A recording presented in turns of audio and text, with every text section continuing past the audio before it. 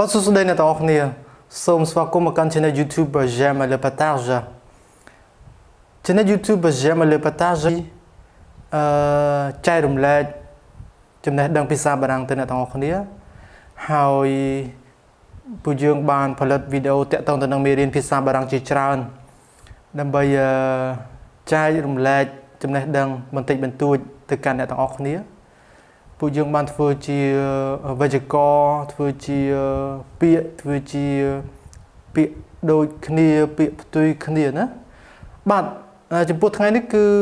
ខ្ញុំមានវីដេអូមួយទៀតហើយដែលយើងនិយាយអំពីពាក្យផ្ទុយគ្នាប៉ុន្តែយើងលើកយកកិរិយាសព្ទមកនិយាយមួយទៀតគឺខ្ញុំចង់បញ្ជាក់ដែរថាហេតុអ្វីបានជាយើងលើកយកពាក្យផ្ទុយគ្នា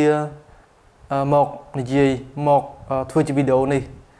ពីព្រោះថាទាំងអស់នេះអាចគ្រាន់តែចូលទៅ Google ហើយស្រាវជ្រាវទៅឃើញទាំងបញ្ជីពាក្យផ្ទុយគ្នាទាំងដល់តែម្ដងប៉ុន្តែមូលហេតុដែលខ្ញុំសម្រេចចិត្តថាធ្វើជាវីដេអូដោយសារតែចង់ជួយអ្នកទាំងអស់គ្នាជាពិសេសអ្នកដែលទើបតែចាប់ផ្ដើមរៀនភាសាបារាំងនៅពេលដែលយើងឃើញតែបញ្ជីពាក្យយើងយល់ណាថាពាក្យនឹងផ្ទុយគ្នា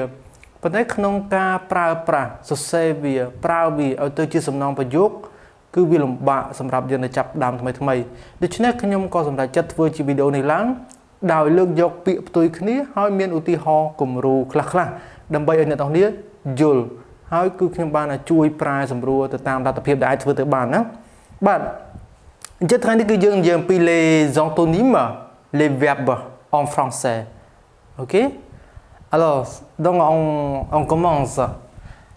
ចុះថ្ងៃនេះគឺខ្ញុំមានពាក្យពីរអ្នកទាំងគ្នាaccepter ហើយខ្ញុំមានពាក្យ réfugié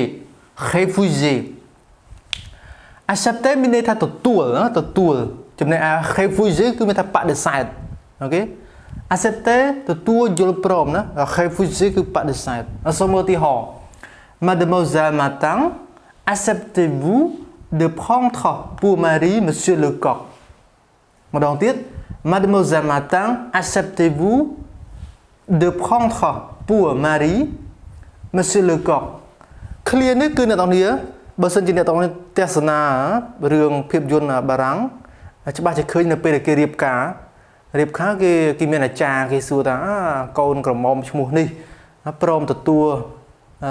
លោកនេះធ្វើជាស្វាមីធ្វើជាអីចឹងអត់អូខេអញ្ចឹងនៅពេលដែលគេមានអាចារ្យគេសួរណាអូខេអញ្ចឹងគេសួរថាកញ្ញាម៉ាតាំងតើកញ្ញាយល់ព្រមទទួលលោកលើកុកនេះធ្វើជាស្វាមីដែរឬក៏អត់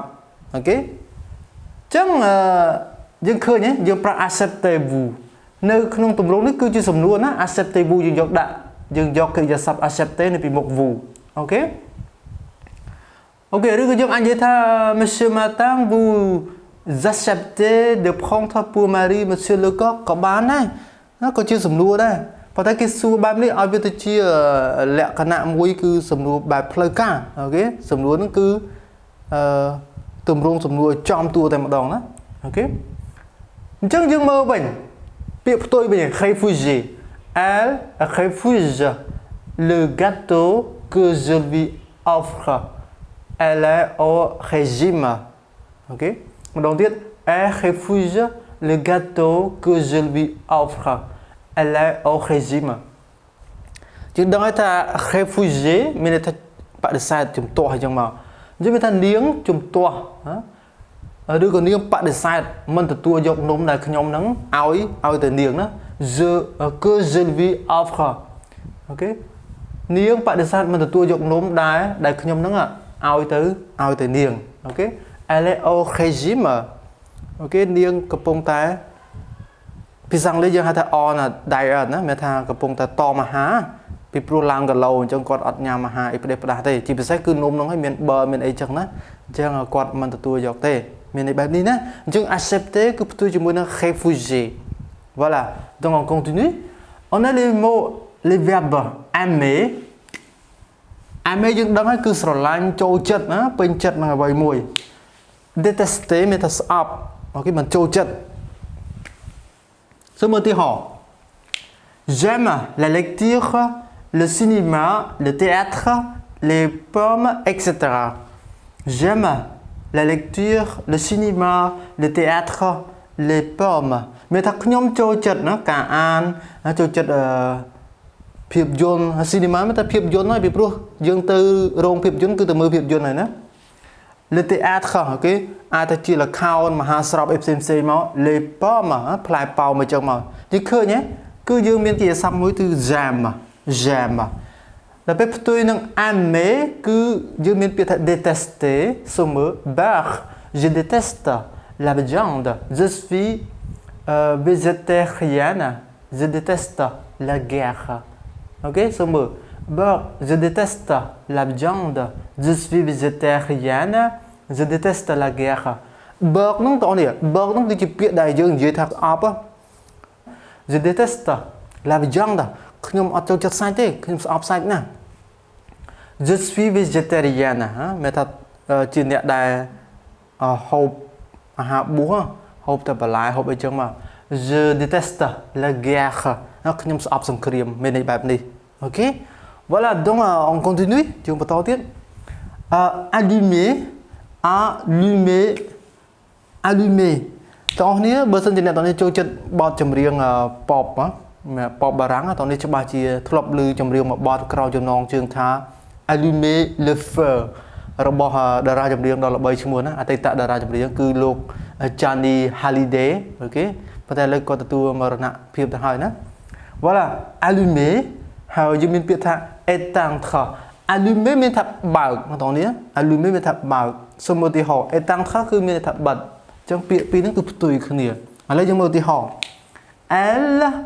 allume la télévision elle regarde la télé elle allume la télévision elle regarde la télé មានថានាងបើកទូរទស្សន៍បងប្អូននេះបើកទូរទស្សន៍នាងមើលទូរទស្សន៍ខ្ញុំចង់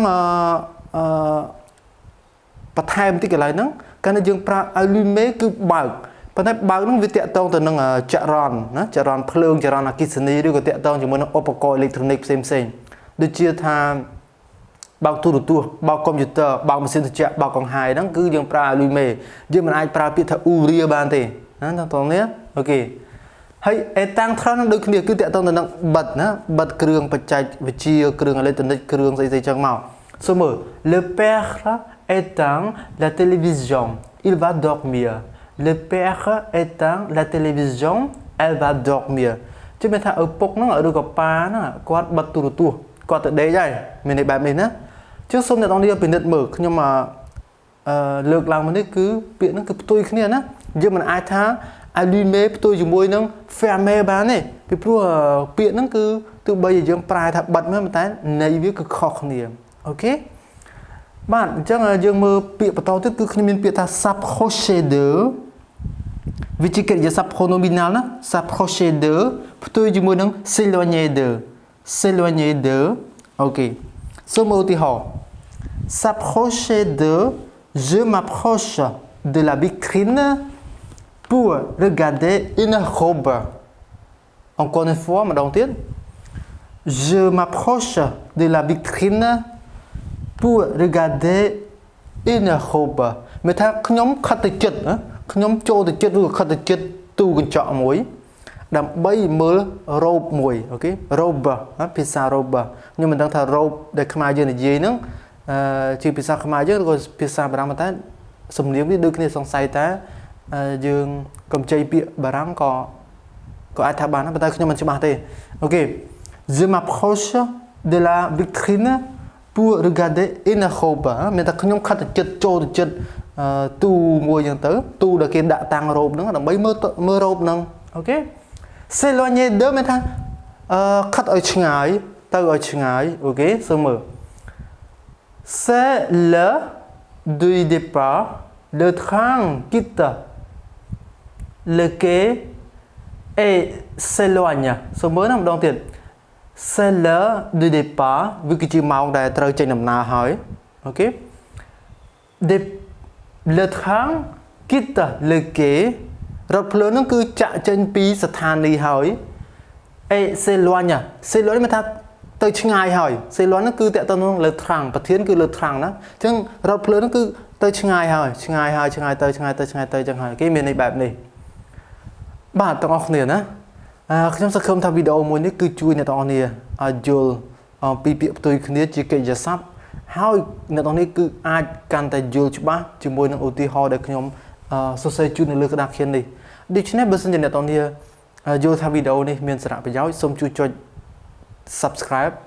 ចុចសញ្ញារូបកណ្ដឹងចែករំលែកឲ្យបានទៅដល់